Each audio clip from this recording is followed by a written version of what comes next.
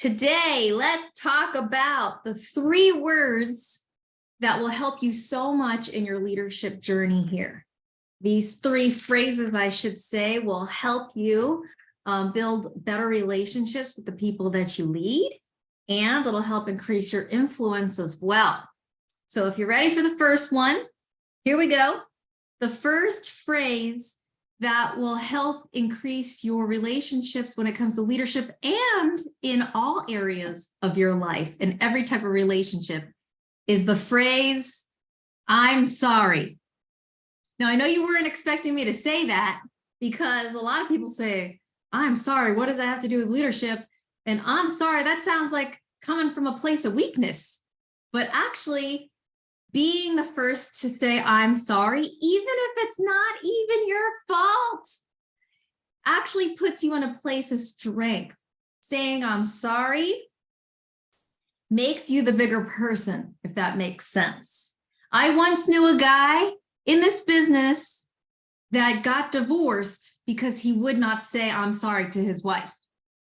I mean, that's pretty devastating example, but he just would not apologize for the thing that she got upset about because he didn't think that it was his fault, blah, blah, blah. And he would not say, "I'm sorry." But the point is, we want to help that person that we're leading see and understand their side.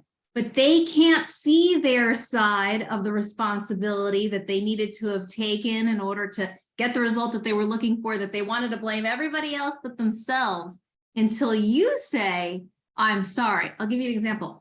I have somebody that on the last day of the month submitted a sale and didn't check to see if it processed. Now, they're kind of not brand new, but not a senior in this business. So they, maybe should have taken responsibility. But I said, "I am so sorry about that. Forgive me. I should have helped you, remind you to let you know to call the corporate office to make sure that everything went well and that it was processed on time." And guess what they said to me when I said that? They said, "No, that's not your responsibility. You know what? I should have called. I should have taken responsibility and action on that. It was my, performance club points. It was my, business that I need to be responsible for." And the same thing happens in relationships. My husband, David, is a saint. This guy is so much more mature than I am. We'll talk about things and then he'll say, I'm sorry, "I'm sorry, honey, blah, blah, blah, blah." I'm like, "It's not your fault. It's not your fault. I'm just expressing myself. I'm upset because blah, blah, blah." And so the words "I'm sorry" actually gives you power as a leader to transfer responsibility into the hands of the people that you lead. It's not being manipulative. It's just being sincere. It's saying, "I understand. I feel compassionate to how your feelings are hurt right now because you're upset," right? It just says all that. It's just like if someone passed away, why do we use the words, "I'm sorry. I'm sorry for your loss"? It's not our fault that the person who passed, but we are showing our expression of acknowledging their disappointment, their emotions, their sadness. Does that make sense? And so you are actually a stronger leader when you use the phrase, "I'm sorry." Okay, let's go to the second phrase that will help us in our leadership. That second phrase is, "I understand." I understand. You couldn't get a babysitter, so you couldn't make the event. I understand. I completely understand. You're an amazing mom, all the things that you do, all the incredible things, but then you always want to follow up with a question. So "I understand," again, helps them feel, hey, you're relatable, you understand, you're not a superhuman machine that doesn't have excuses yourself or doesn't take excuses from people, that kind of a thing. But you want to help them think differently, which is why you want to follow up with a question. So I understand you couldn't get a babysitter. I know you got so much going on. You're amazing. Let me ask you a question. Is there anyone for next Tuesday night? Let's start planning for next Tuesday, or let's start planning for convention. You can't find it, you're not sure who's going to watch the kids. You're not sure how you're going to be able to get away so you can get to the Charlotte, North Carolina National Convention. Well, is there any way we can explore asking a best friend, your sister, your mom for help, maybe one of the kids' friends that picks up and drops off at the same time? Is there anyone we might be able to ask? Right? So I'm following it up with a question. I'm following up. Maybe someone says, I don't have the money to go to that seminar. I don't have the money to go to convention to learn and grow and get better, right? I don't have the money to go. And then I would follow it up with a question. I'd say, oh, I completely understand. I've been there before. But let me ask you, if we could share this with so many people between now and then and help you make an extra $1,000 in the next 3 weeks, would you be willing to come? Would you take the money, that extra $1,000 we help you make, and be willing to invest in coming to convention, right? Maybe somebody says, I don't have the time to take off of work. Well, this was my excuse when I first got started. I don't have the time to take off of work. I was a personal trainer. I made my money on the weekends. So 1 weekend off is a lot of money that I'd be losing. Well, my mentor said, I understand, Liz. I completely understand. He's like, but let me ask you a question. He said, would it make sense to spend, well, he said, first he said, do you see yourself retiring in the fitness world? And I said, no, I don't want to be one of those 80-year-old personal trainers. And so he goes, okay, well, do you see yourself retiring with your Legal Shield business? And I said, absolutely. I mean, this is the vehicle that brings the passive and residual income, of course. He goes, well, doesn't it make sense to spend 1 weekend away from the career that you don't want to be at for much longer, to spend 1 weekend with the career that's going to retire you? And I said, well, that makes sense now that you say that. And so what did he say? He didn't come at me when I said, oh, I can't be there because I can't take off of work. I don't want to take off of work. He didn't come at me and say, well, this business is going to retire you. You don't want to be at your job for very much longer. He didn't come at me. No, what did he do? It's like karate. When a punch is coming at you, you actually don't come forward with a punch that hurts even more. What do? You flow with it. The punch is coming at you. You flow with it, right? So you understand and you relate, and then you ask them the question that helps change their thinking. Our job as a leader, one of our jobs as a leader, is to help their train of thought, is to help the way our people think, because sometimes they even know it. They know they have these limiting beliefs. They know how they have these limiting thoughts, and they are looking for you to be the coach in their life to be able to help teach them these new ideas, right? New ideas. Darnell Self, he's got this great picture of him and his wife. And what does it say here? I have it. It's just great. I just want to share this. One of his quotes, and it's, old ways won't open new doors. Old ways won't open new doors. It's the same as our thinking. If we're stuck, who's feeling stuck right now? If you're feeling stuck in your place in life, in your position in the business and whatever, maybe we need to change our thinking around everything that we're doing. And so when someone gives you an excuse and they say, I understand, or you say, I understand, and then you ask them a question to help them change their thought. Now, if someone says something like, well, I've got to take my daughter to the store that weekend. Well, then they weren't really interested in going to the event, right? I got to take my daughter to the store. I had something come up, I had something come up with with a client or whatever, then the event really wasn't that important to them. If that's the case, then what we want to do is help the people that we're leading. It's our job to lead them to their dream, right? Would you agree? When someone signs up with you, it is now our job to lead them to their goal. We want to help them start to refocus. And here are 3 questions that you can ask them to help them refocus back to getting back on the path instead of wandering off. Okay, the first thing you can ask them is, well, just tell me, let's take a second. And what is it, Susie, that you really want for your life right now? You just ask them, what is it that you want for your life right now? And then they'll say, well, you know, I really want to be able to not be so stressed out all the time. I don't want to be constantly stressed out financially. I don't want to be, you know, physically ill and getting sick all the time because of all the stress. And I want to be able to retire my wife because I see how hard she's working doing the household and the job.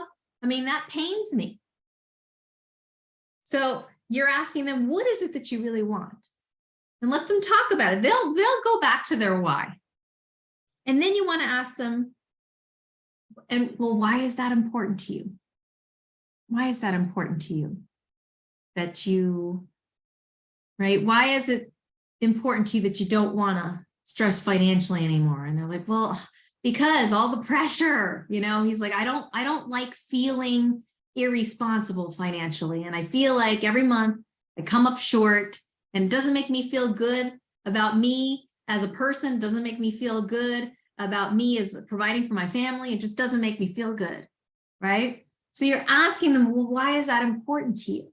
Well, why is that important to you? Well, I mean, my wife, I hear her crying in the bathroom sometimes by herself when she doesn't think that I'm listening because of all the stress that she has to deal with juggling so many things. I want life to be more pleasant for her. I promised her a great life, right? Why is that important to you? And then the third thing you can ask them is, can you make a commitment to these dreams, right? Can I ask you to make a commitment to your dream? In fact, I don't even call it a dream anymore because people equate dream with pipe dream or something that's not real. Okay, so I will say, can you make a commitment to these things that are important to you? Can you make a commitment to these things that are important to you? Someone says, I don't want to be so stressed out anymore that it affects my health. I don't want to die at my desk. I don't want to have a heart attack because I'm so stressed out all the time, working 80 hours a week at my corporate job.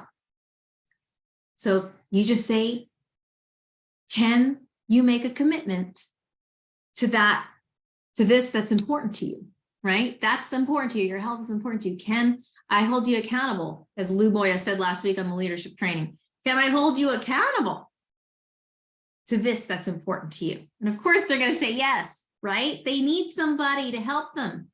They need somebody. Like sometimes when I was like on a diet and I was like, you know, trying to be good, but then all of a sudden we're at a party and there's cake and there's pizza and then there's nacho cheese with all the guacamole and all the amazing things. And then what I really want as I'm reaching for the chocolate 3-layer cake is for my husband, David, who knows that I have this goal that I want to be able to fit into this dress or this bathing suit by Puerto Vallarta this summer or something. I want him to say, no, you told me you want to fit into that dress. No, I'm not. And then like take it out of my hand and throw it in the trash. Like that's what I really want him to do. But of course, people don't feel like being that dramatic. They want to be cool. They don't want to be upset with you. But that's what people are dying inside to say, leader, help me make the change because I'm stuck in my old ways and I can't get out of myself. If I was out of myself, I would have already been there, but I'm not, and I need your help. So don't be afraid to ask them these questions and then ask if you can hold them accountable to making that commitment to these things that they shared that are important to them. Now, the last phrase that will help you in your leadership are the words, I believe in you. I believe in you. Did you know that there are some people that God will give you the responsibility to lead that have never, ever heard those words of affirmation in their entire life? You don't know what people have been through before they come to you. And here they are, brought into your life for a reason. And sometimes, even if they don't produce anything, they were brought into your life so you can speak love and encouragement into their life. You may have saved someone from taking their life in the future trajectory of their timeline if it were not for you. And so developing leaders is actually really easy. People ask me all the time, how do you develop all these leaders? You got depths of leaders and leaders upon leaders, and how is it, right? And I actually say, leadership is really easy. All I do is say nice things to people. Like, I tell people that I believe in them. I tell people that they can do it, and I truly mean it. I truly mean it. There was a time when I was tainted in my career. It was about the middle, okay? Because when you're new, you're like, yes, this is awesome. Everybody's going to be successful. Everyone and anyone can change their life. And then you're excited and you believe in every single person that comes into the business, but then they disappoint you. It's not that the business disappointed them. It's that they didn't work the business. They didn't work the system. They didn't do the action that was required. And so you get disappointed over time and you start to not believe that people can be successful just because the people that have come in have not decided to transform their life. And so you can be tainted for a little bit. And when people come on board, you're like, yeah, that person's not going to succeed. And you prejudge them. If that's you, I want to shake you up right now, okay? I want to shake you up. I want to put you back to reality and remind you that this opportunity, this vehicle, and this business, for those that work it and decide to follow the system and go the journey and actually do what they need to do, creates amazing results for people in their life. Would you not agree? After the thousands and thousands of associates that we've seen change their life with this business. Okay, so let me bring you back to reality here. And I want to tell you to start believing in people's unlimited human potential again, because they can hear it in your voice, whether you believe that they can succeed or not. They can hear it. They can see it in your eyes. Let me see your eyeballs right now, okay? I mean, they need to have you feel when you look at them in the eye that you truly believe that they can win, that they can change their life and transform their life. Okay, they need to believe that. And so leadership is easy. You just need to say positive, encouraging, and nice things to the people and remind them daily. Maybe you haven't heard from someone in a long time, and instead of sending them a message saying, hey, can you come to the conference call on Wednesday night? Instead, you say, hey, how are you doing? Has anyone ever told you how amazing you are? I never got a chance to tell you what your superpower is, right? And everyone has a superpower, right? Susie is sweet as pie can be, and that is her superpower. Hoover vacuums her people in. I mean, she's had 2 guests consecutively at the last 2 big events, and they signed up. And so you got to know what your people's superpower is, as Don Brinkley likes to say, and tell them that every day. Or tell them that if you haven't talked to them in a while. Tell them if you do talk to them all the time. You got to remind them about how great that they are, because you're probably the only person in their life that's not criticizing them, making them feel judged, making them feel like they're a slacker. Life is not easy. And that's why people need cheerleaders and coaches in their corner, lifting them up and telling them that they can do it. Leadership is really that easy and that simple. So we're going to practice saying these 3 phrases. I'm sorry. I understand, followed by a question of empowerment. And I believe in you. God bless you guys. I'm proud of you. Proud of you for being here. I know it's not easy in the middle of a Thursday afternoon to take off from all your other priorities, but you are doing what it takes to grow yourself to the next level. We're either growing or we're dying. And by being here and learning, if you learn something new, hopefully at least one nugget, right? Then you're growing to that next level. All right, let's get into breakout rooms for discussion. And I'm so proud of you guys.